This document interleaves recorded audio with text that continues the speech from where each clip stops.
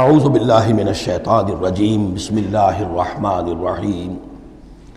سورۃ النور۔ اب یہاں 14 وہ جو صورتیں تھیں جو میں نے عرض کیا جو مکیات ہیں مسلسل، ان میں سے ایک سورہ حج کے بارے میں اور ایک سورہ رعد کے بارے میں بھی بعض لوگوں کا خیال ہے کہ وہ مدنی ہیں، لیکن واقعہ یہ ہے کہ جن کو بھی مکی اور مدنی صورتوں کے مزاج سے واقفیت ہو گئی ہے، جو اس کو پہچانتے ہیں، وہ جانتے ہیں کہ یہ سارا سلسلہ جو ہے مکیات کا ہے اور ان میں کوئی مدنی صورت نہیں ہے۔ کہیں کہیں کسی مدنی آیت کا شامل ہو جانا یہ بالکل علیحدہ بات ہے، لیکن یہ کہ اب ان 14 صورتوں کے بعد اب یہ ہے واحد صورت مدنی ہے اور یہ سورۃ النور ہے۔ یہ سن 6 کے آس پاس نازل ہوئی ہے، سن 6 ہجری، اور اس میں ایک بہت اہم واقعہ جو آیا ہے وہ حضرت عائشہ صدیقہ رضی اللہ تعالی عنہ پر جو تہمت لگائی تھی منافقین نے، اور اس میں سب سے بڑا رول تو تھا رئیس المنافقین عبداللہ ابن ابی کا، لیکن یہ کہ اور دوسرے منافقین بھی اور ان کے ساتھ ہی کچھ سادہ لوح مسلمان بھی اس فتنے میں کہیں شریک ہو گئے تھے، متاثر ہو گئے تھے، اور یہ کافی یوں سمجھیے کہ خود حضور صلی اللہ علیہ وسلم کے لیے بھی اور حضرت عائشہ صدیقہ کے لیے تو بہت ہی زیادہ تکلیف کا اور کرب کا یہ دور رہا ہے۔ بسم اللہ الرحمن الرحیم سورۃ انزلناها وفرضناها وانزلنا فیها آیات بینات لعلکم تذکرون۔ یہ ایک سورت ہے، یہ انداز کسی اور سورت کا نہیں ہے، اس انداز میں اس کا آغاز، اور سورۃ نکرہ کو اگر تفہیم کے لیے مانا جائے تو یہ ایک عظیم سورت ہے جو ہم نے نازل کی ہے اور ہم نے اس کو لازم کیا ہے تم پر، فرض کیا ہے تم پر۔ وانزلنا فیہا آیات بینات، اور اس میں ہم نے اتنی بڑی روشن آیات نازل کی ہیں، لعلکم تذکرون، تاکہ تم یاد رکھو، تاکہ تم نصیحت اخذ کرو۔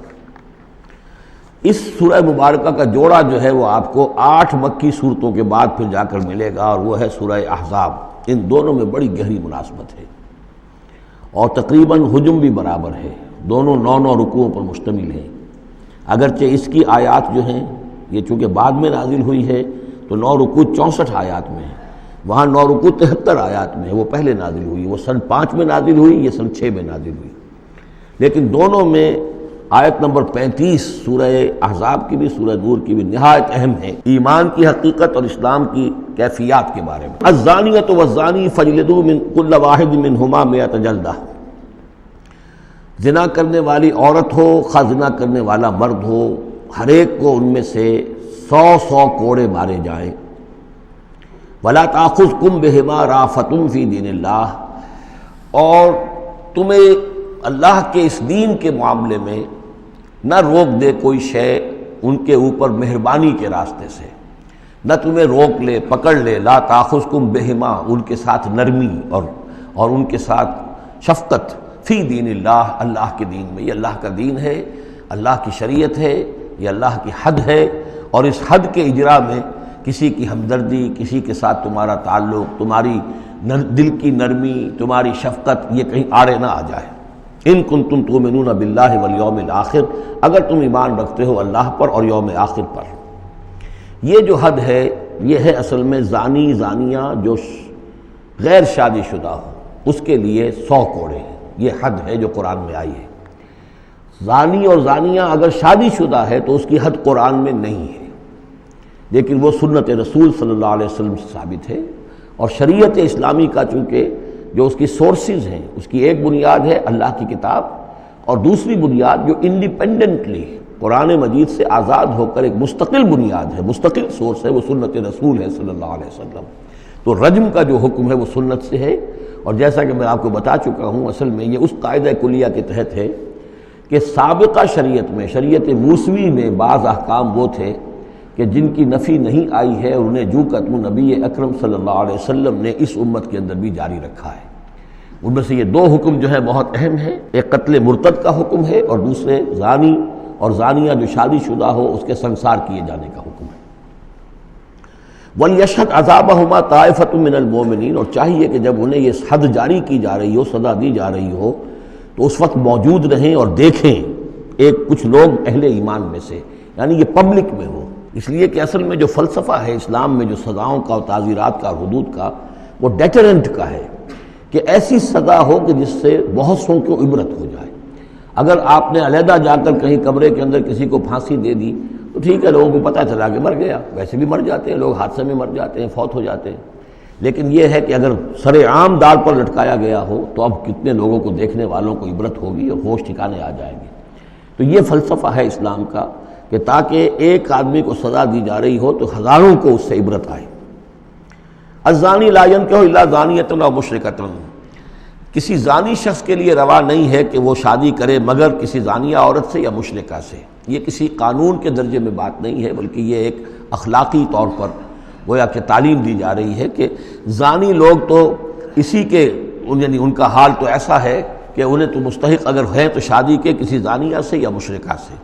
وَالزَّانِيَةُ لَا يَنكِحُهَا، اور زانی عورت ہو تو وہ بھی اس لائق نہیں ہے کہ اس سے کوئی نکاح کرے مگر صرف بدکار مرد یا مشرک۔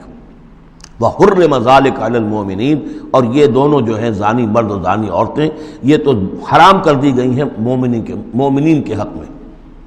اللہ یہ کہ کوئی توبہ کرے، جو بھی ہے معاملہ وہ علیحدہ ہے اس سے۔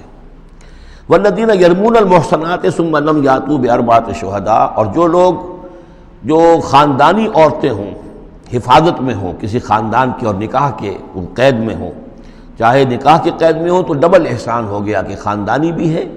اور دوسرے یہ کہ نکاح کی قید میں بھی ہے، نکاح کی حفاظت بھی انہیں حاصل ہے۔ نہیں تو یہ کہ اگر غیر شادی شدہ ہیں لیکن کسی شریف خاندان سے ہیں، آزاد خاندان سے ہیں، اگر ان کی عورتوں میں کوئی شخص جو ہے ان پر